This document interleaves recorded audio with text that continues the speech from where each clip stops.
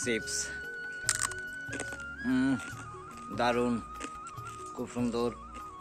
এই ঠান্ডায় ভাজা পোড়াটা জমেই ভালো। সকালে চা খেয়ে এসে দেখি মা কিছু একটা ভাজাভুজি করছে। মাকে জিজ্ঞাসা করলাম এটা কি? মা বলল এটা লুচি। যদিও আমি খেতে খেতে তোমাদের বলে ফেলেছি চিপস, কেননা যেটা আমি খেয়েছিলাম সেটা ভীষণ শক্ত, ক্রাঞ্চি। আমার মনে হয় প্রথম ভাজা, ভালোই লেগেছিল। যাই হোক, ফেসবুকে সবসময় কন্টেন্ট নিয়ে ভাবতে হয় বিধায় প্রতিনিয়ত আমার সজাগ থাকতে হয় ক্যামেরাটা নিয়ে।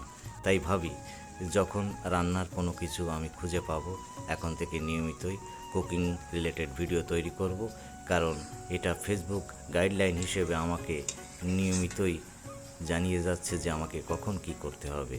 তাই আমি ভাবলাম যে কুকিং রিলেটেড ভিডিও তৈরি করলে কেমন হয়, কারণ এটা একটা নতুন দিগন্ত উন্মোচন করবে আমাদের প্রত্যেকটা কন্টেন্ট ক্রিয়েটরদের জন্য। আমার সমস্ত বন্ধুরা ভালো থাকুক।